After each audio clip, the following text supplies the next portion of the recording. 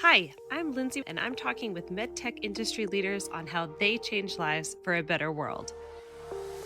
The inventions and technologies are fascinating, and so are the people who work with them. There was a period of time where I realized fundamentally my job was to go hang out with really smart people that are saving lives and then do work that would help them save more lives. I got into the business to save lives, and it is incredibly motivating to work with people who are in that same business, saving or improving lives. What better industry than where I get to wake up every day and just save people's lives? These are extraordinary people doing extraordinary work, and this is The Leading Difference.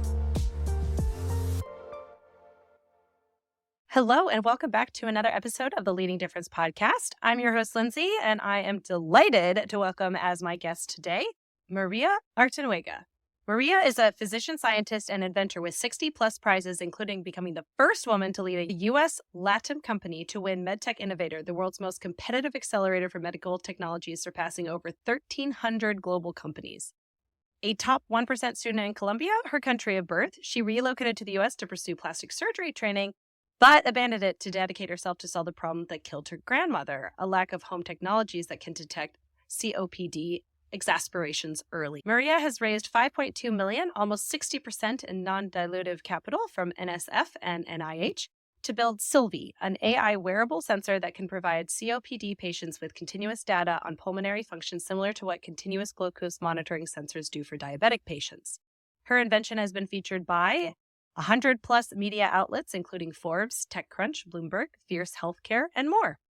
Before Samay, Maria completed postdoctoral studies in human genetics at Harvard Medical School, started a plastic surgery residency at the University of Chicago, and completed 2 master's degrees, one in global public health at the University of Washington and another in translational medicine at the University of California at Berkeley and San Francisco. She lives in Mountain View, California with her husband, 2-year-old daughter, and 4 pets. In her free time, she enjoys flamenco dancing, bolero singing, traveling the world, and fostering diversity in and outside the workplace by mentoring underrepresented scientists and entrepreneurs. All right. Well, thank you so much for being here, Maria. I'm so excited to finally get a chance to speak with you. I'd love if you would share a little bit about your background and your career trajectory. What led you to MedTech? Sure. So it's going to be a little long, and I'm going to tell you everything about my life because the personal story is very important to me and for my company too. So as you have noticed, I have an accent. So I grew up in Colombia in a very small town in the southern part of the country. My parents were both doctors, and I'm the oldest of 4 kids, and 2 of us follow their lead. So my life in my city was pretty chill. Everyone knew everyone. I spent most of my days at a Catholic school studying very hard, and weekends where I usually spent tagging along my parents to doctor events. One of the things that I really like to tell, it's how my parents' work as entrepreneurs really shaped my life. They were real pioneers. They built in my hometown the first big clinic back in the 80s and the 90s. And my mom was the only woman in that group. And she actually was the CEO for a while, which was a big deal. She was the only woman in a partnership of 10 people. And watching them build that clinic, that hospital, really taught me a lot about dealing with uncertainty and finding solutions. Every day we'll have supper or lunch, and I'll just hear all of these challenges and stories, their struggles, and how they solve things. Something that is definitely super helpful in what I do now, right? So, and then I was 16, and after high school, I moved to Bogota, the capital, which is up in the mountains. It's very cold. I got a scholarship because I was always a very good student.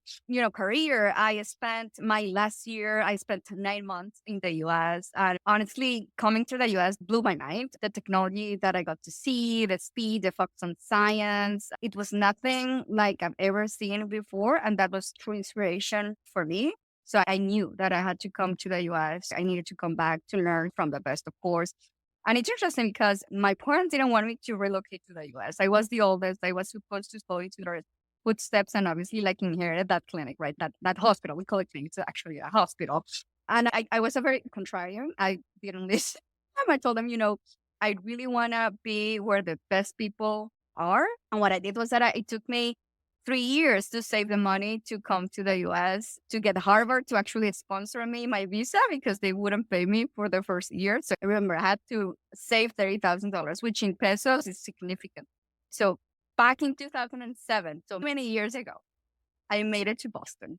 And the original idea was that I wanted to become a pediatric plastic surgeon and bring that level of care back to Colombia. I spent 4 years of researching a genetic ear condition that's called microtia. And with that work, I was able to land a plastic surgery residency spot or position at the University of Chicago.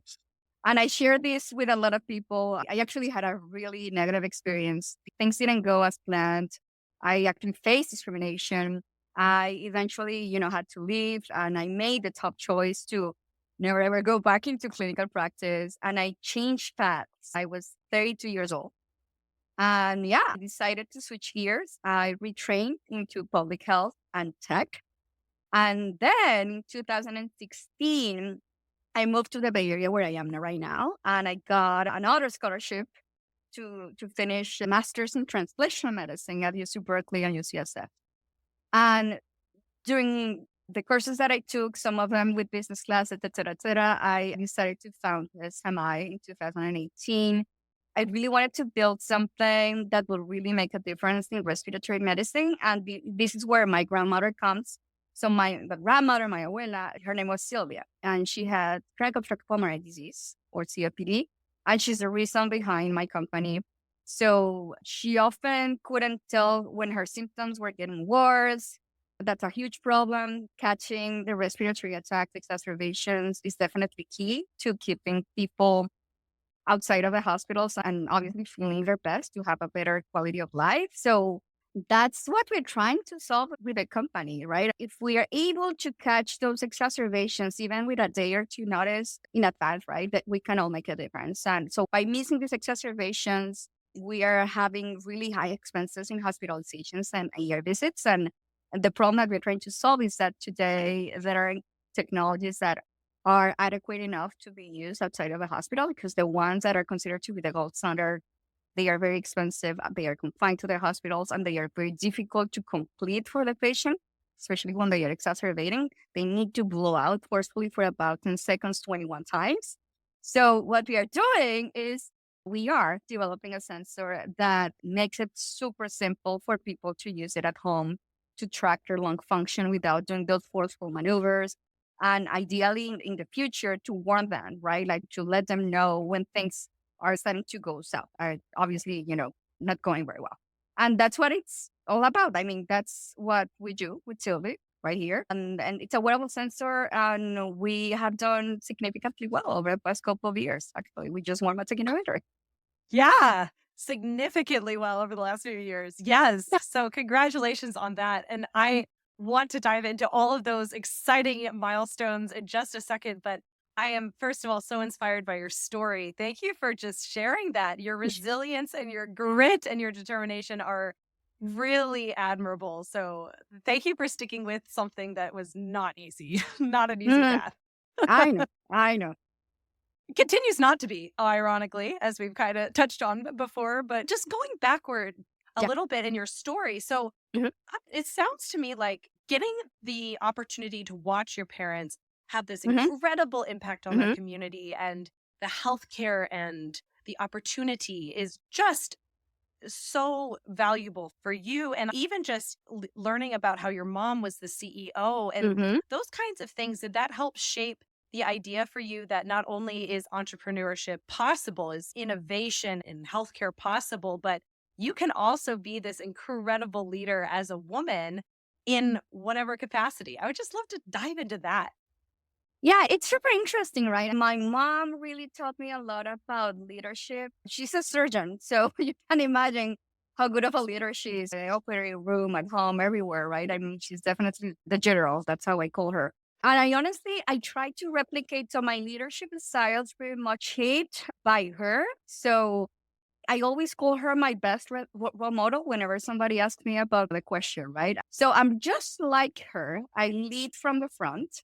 I like setting the pace by working the hardest. So I really like to lead by example. And I also, just like she did, and obviously because of her surgical training, I hold myself to a really high standard, and I expect everyone on my team to do the same. So people in my company know that I'm very strict, I'm very disciplined, and they know that from the beginning. It's so funny because when I interview all of them at the final interviews with me, and I actually do the anti-sale to join Samay. It's like, this is, these are all the reasons why you shouldn't join. I start describing myself as a very intense, obsessed CEO with insomnia, which I still have, because Oh, I really want to make this work, right?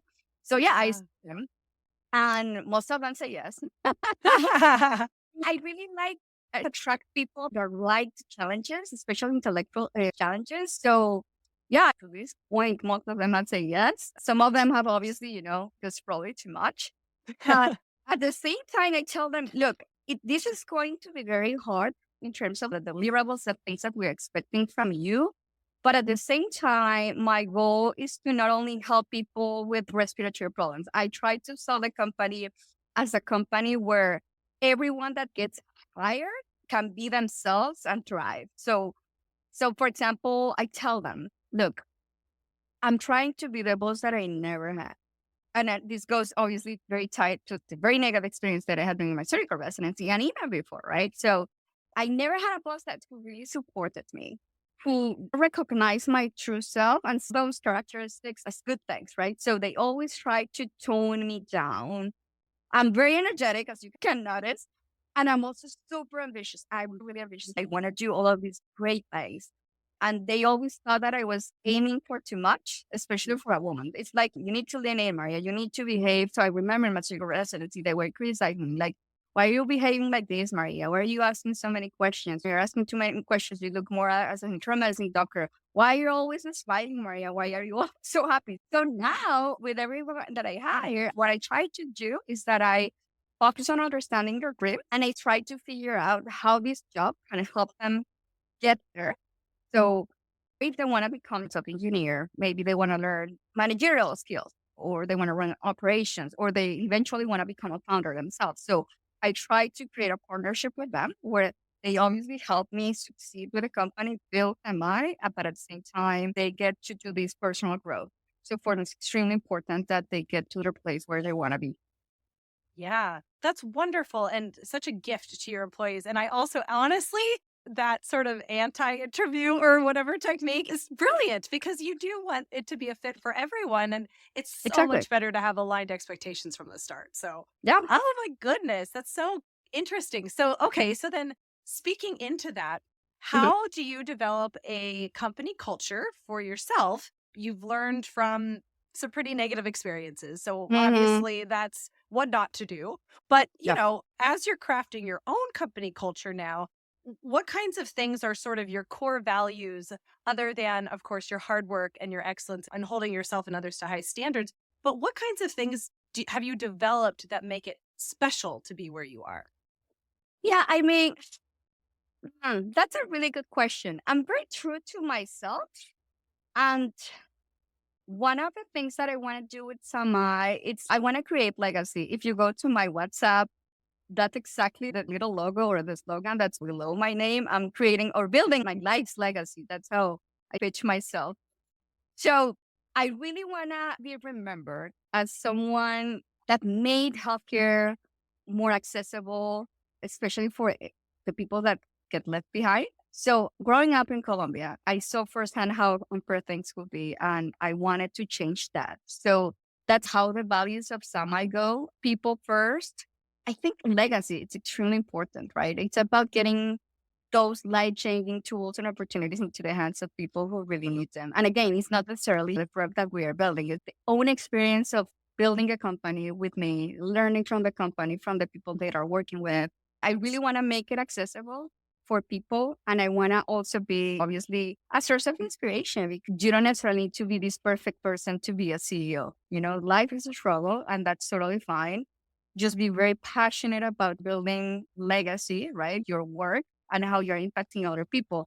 And especially for me, I do a lot of work with women and minorities. I really want to empower them to chase their dreams in science and technology. I really care about people. I don't know, I'm selfless about me.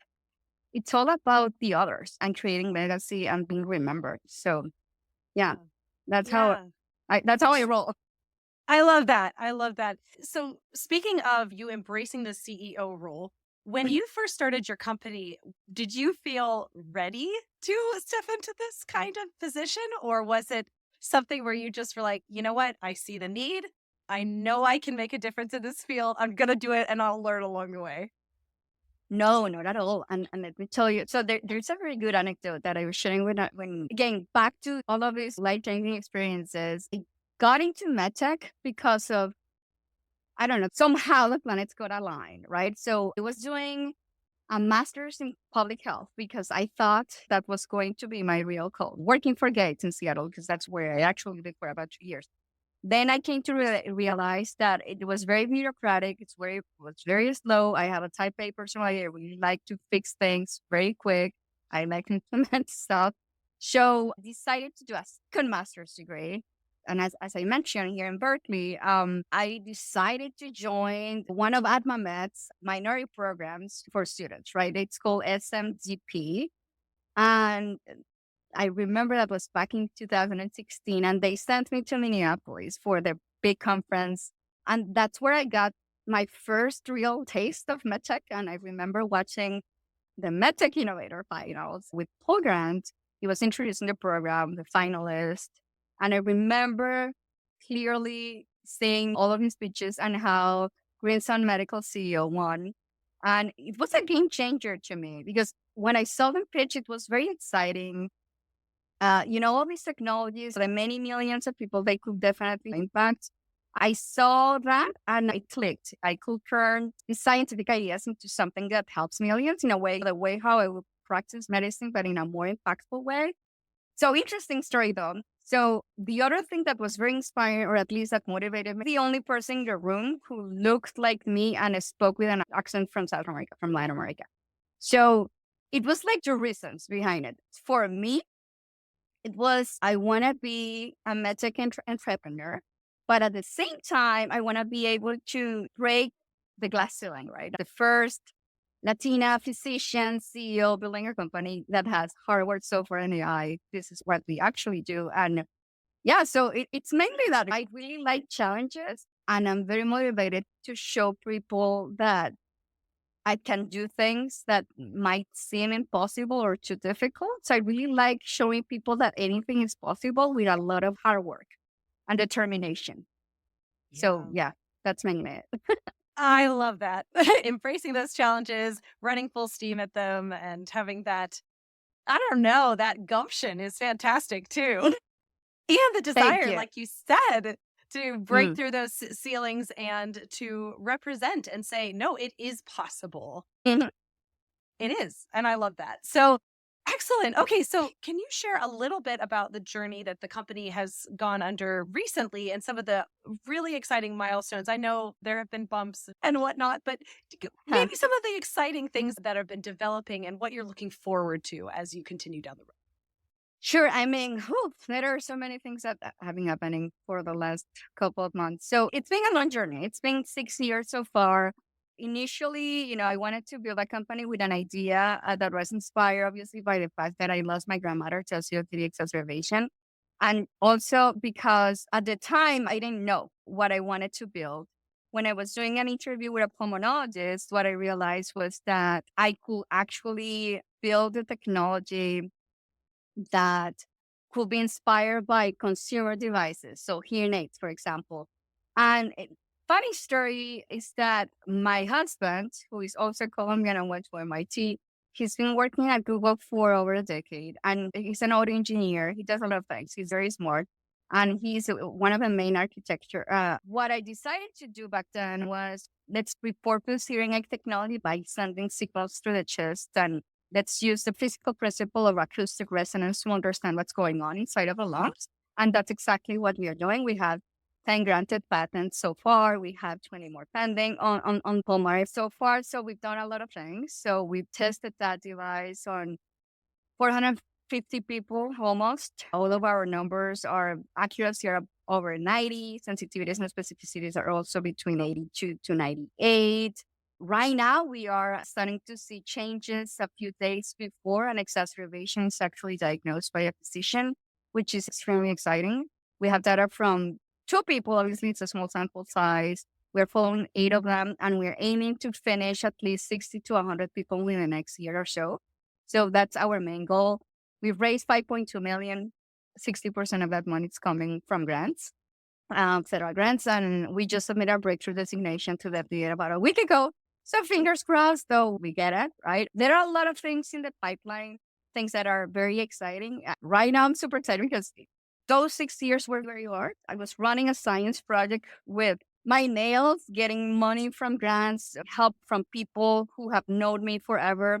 It was very hard for me to recruit a full-time CTO. So my husband has been helping me with some hours here and there. And we have right now 12 people in Colombia, software developers, designers, clinical researchers.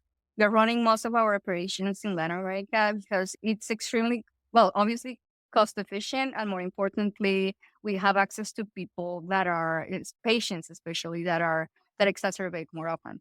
So we are to leverage all the different angles that we can get. Yeah. Wow.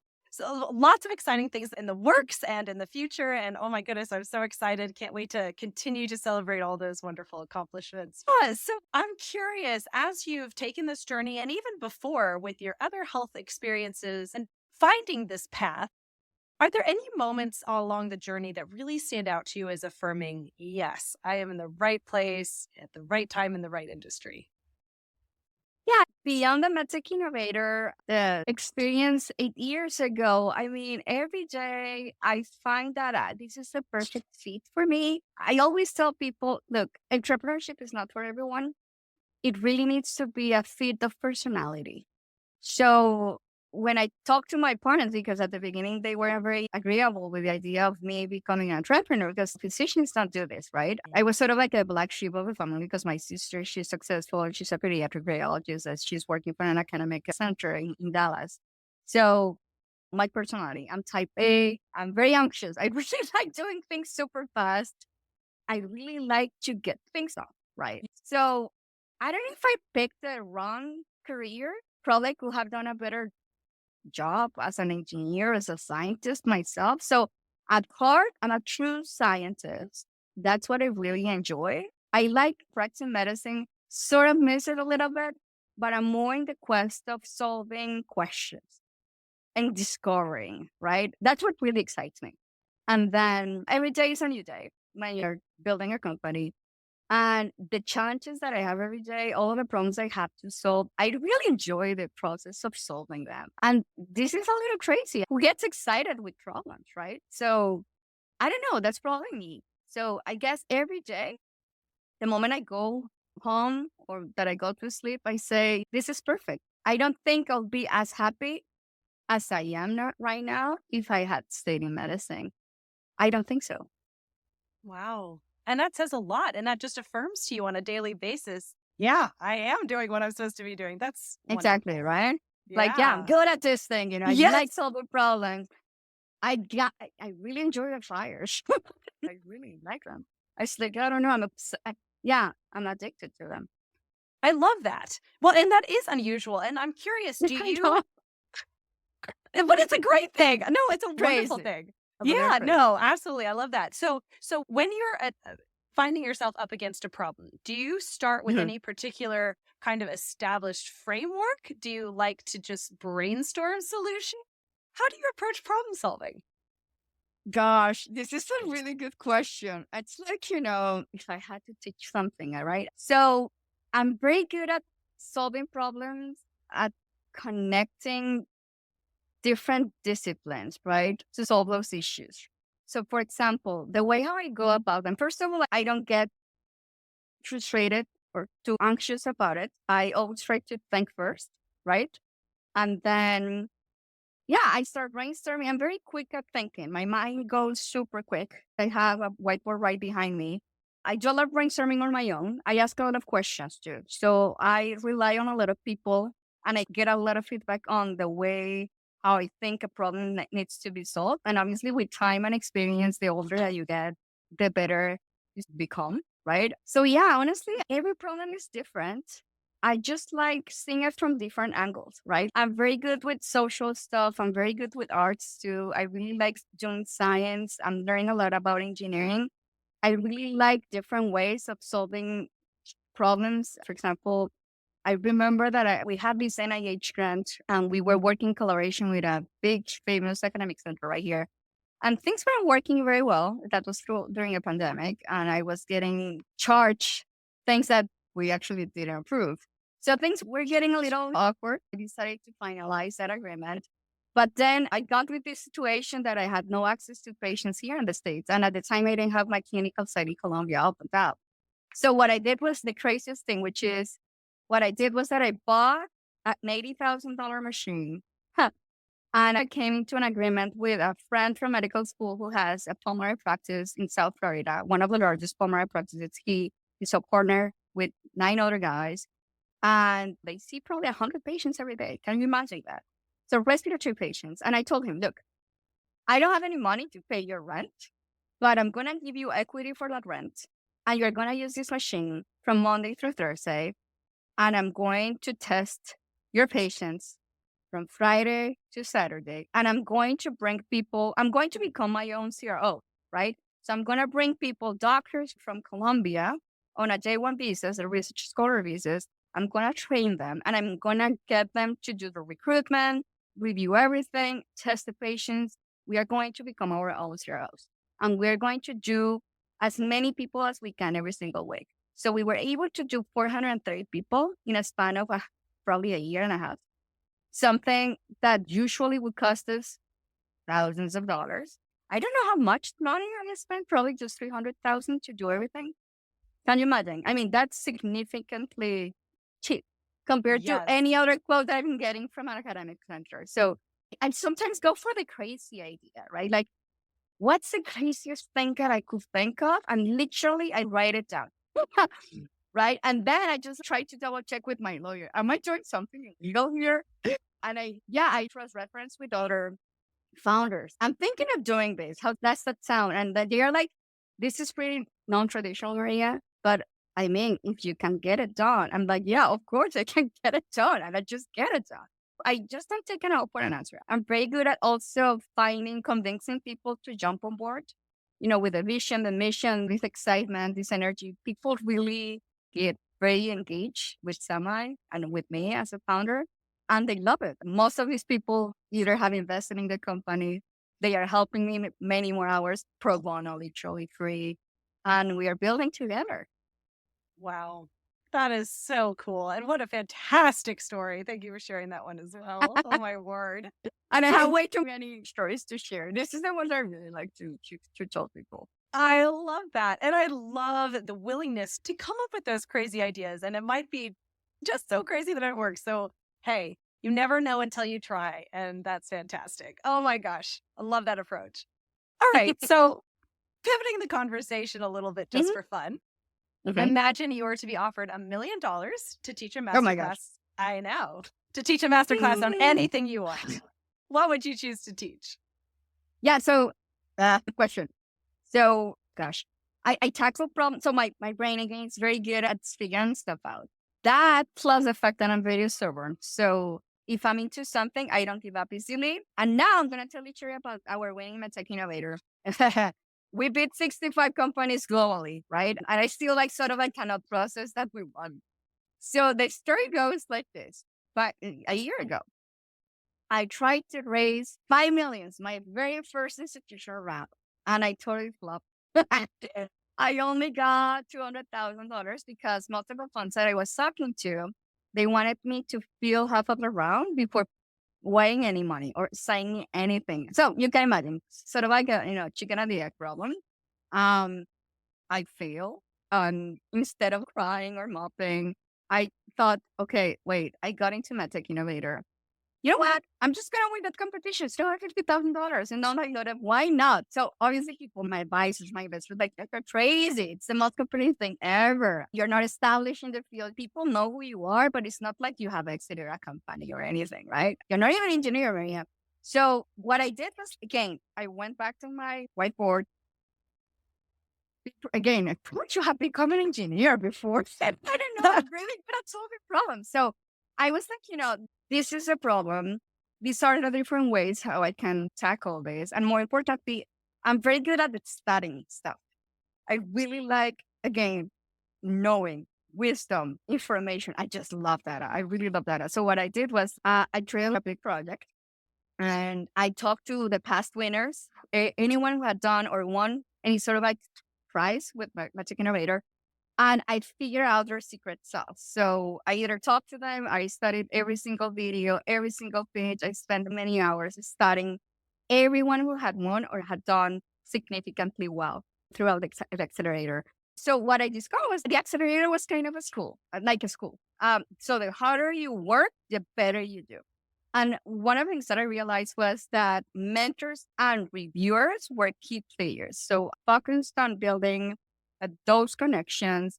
I met with many of them. I probably spent about, probably 4 to 5 hours meeting with mentors, anyone who I thought could help me somehow, obviously for free, because a lot of the help that they give is for free. And I also spent a lot of time doing homework, the webinars, et cetera, et cetera. I asked a lot of people for advice. I really got people excited about this. I recruited my mentors and they got on board from day one. Because of that, I started building those relationships. And it was authentic. I mean, don't get me wrong. This wasn't like, trying to play anybody. I really care about what they had to say. And I incorporated all that feedback into my company to this day. So the other thing is I made sure to go to everywhere, every webinar, every event, everything. My camera was always on because most people, when they do their webinars, they don't even turn on their cameras, right? So I was very engaged. I was asking questions. I was getting involved with everything. Same thing with the Slack channel that we have for MedTech Innovator. I was helping people. I was sharing stuff. I was even offering to make introductions.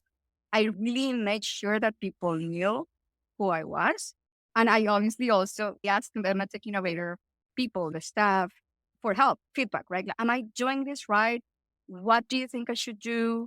Anything that you can share with me that you think? I was very clear with them. I want to get to the finals. I told them. And I remember they telling me, oh, Maria, but getting to the finals, it's so hard. It depends on the strategics and the sponsors. And I was like, I'm going to get there. What do you think I should do?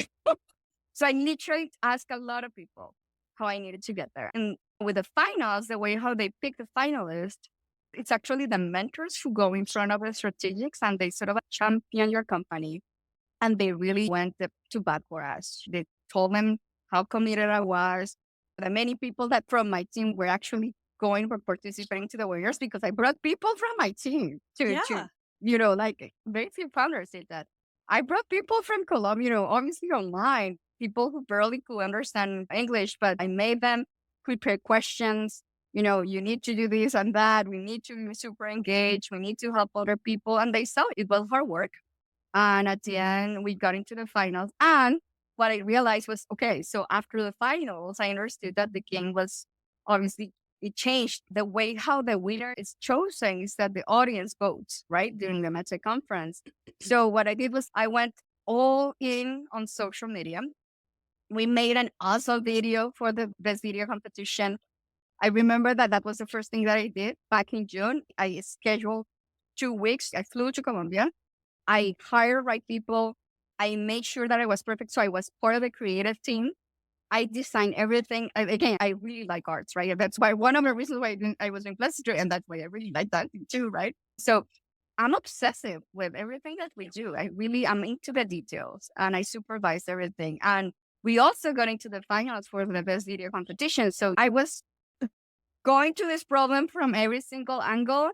I didn't let anything up to chance. I'm a freak. I'm a control freak. That's what I did. I remember that even for the pitch, the 4.5-minute pitch, I practiced, I don't know how many hours, but every single thing that I say that was obviously memorized needed to be perfect. The way how again, let's go back to that since you're a dancer yourself, the way how I moved my hands, right? The way how I walked on that stage, everything was rehearsed. So I worked myself. Everything was the way it needed to be. And that's how we won. Yeah. Wow, that's great. What a fantastic story. Yeah, Dancing. amazing. Yes, See, I love dancing. how it's so choreographed. Yeah, that's It was perfect. choreographed. Yeah, Everything. I love Yeah. that. Excellent. Well, I know you have touched on the importance of legacy and how much that means to you, but how do you wish to be remembered after you leave this world? Oh gosh. Yeah, I mean, so I have a little daughter. I want to somehow replicate the same experience that I had with my mom. Maybe she doesn't even realize how much of the inspiration and the impact that she had on me. And again, leading by examples. I don't spend a lot of hours with my daughter, right? I have a nanny for 12 hours. So my salary goes, it's like her payment, right? Yeah, I want to be remembered as somebody who tried very hard, who literally, instead of saying things, I walked the talk. The things that I said I was going to say, for example, I'm very opinionated with anything diversity and inclusion because, as I've said, I've experienced discrimination myself. So I walk the talk, I build the product, I build the change, I worked really hard, I impacted a lot of people. And more importantly, the world was changed somehow because I existed. So that's that. It's as simple as that. I want to help other people get to fulfillment of their lives and their dreams. And yeah, and I obviously want to be happy while I do all of these things. And more importantly, I want to feel that I learned a lot. I really like learning, the process of learning. Every single day, learning a new thing makes me super happy. So if I don't learn something new, I consider it a day as like love or something. So yeah, it's very simple. I'm actually a pretty simple person. I'm not that complicated. Yeah, okay. And then, final question. What is one thing that makes you smile every time you Yeah. see or think about it? Oh, cute. I mean, obviously my daughter. So I'm a mom. I'm 44, almost 45. And I had her at 42. So just thinking about her makes me smile every single time. She's a miracle baby. She's, after 4 years of IVF, 8 retrievals, it finally happened. I finally had her. And having her in my life has turned my world upside down in the best way. Determined, and she's only 3. She's diving into doing all sorts of things. She's doing gymnastics. She's building Legos. She's doing engineering stuff. And I really like that I can do anything attitude. And obviously, I'm sort of like reinforcing her to do anything she wants and try. So seeing her try all these new things, all this confidence that she has, it's like, I don't know. I mean, that inspires me. That motivates me to be a better mom, a better CEO, and to do exactly the same thing with the people that I work with. So everyone in my company, I tell them, I'm a mom, right? So remember that. And I try to do the same with them. It's like, I tell them, what do you want to do? What do you want to learn this month? What do you need? Right? My work as a CEO is getting the resources and put out the fires. Just tell me, and this is your playground. So I'm trying to do exactly the same with my daughter too. But yeah, you're very Yeah. happy with her. Oh, that's wonderful. I'm so glad. Yeah. Well, oh my goodness, this conversation has been amazing. I kind of wish it didn't Yeah. have to end, but I also want to respect your time because obviously you have so much going on. But thank you so much for sharing about your story, your advice. You're so inspiring. And I know this is going to inspire so many people to go for it and not to have the fear, to have that problem solving mentality and growth mindset and learning. And hey, look where curiosity got you. Yeah, exactly. That's a perfect slogan. It's all about that curiosity. And Yeah. it gets you places. Look at me. Yeah, exactly. Yeah. And this is just the start. Yes. Of course. Indeed. So I just want to say thank you again for your time today. And we just wish you the most continued success as you work to change lives for a better world. Thank you so much. And thank you again for the invitation. I really enjoyed it. Absolutely, me too. And we are honored to be making a donation on your behalf as a thank you for your time today to the American Society for the Prevention of Cruelty to Animals, which is dedicated to preventing animal cruelty in the United States. We really appreciate you choosing that organization to support. And thank you just again so very much for your time here today. Yeah, and holy cannoli, thank you so much to our listeners for tuning in. And if you're feeling as inspired as I am right now, I'd love it if you'd share this episode with a colleague or two, and we'll catch you next time. The Leading Difference is brought to you by Velentium.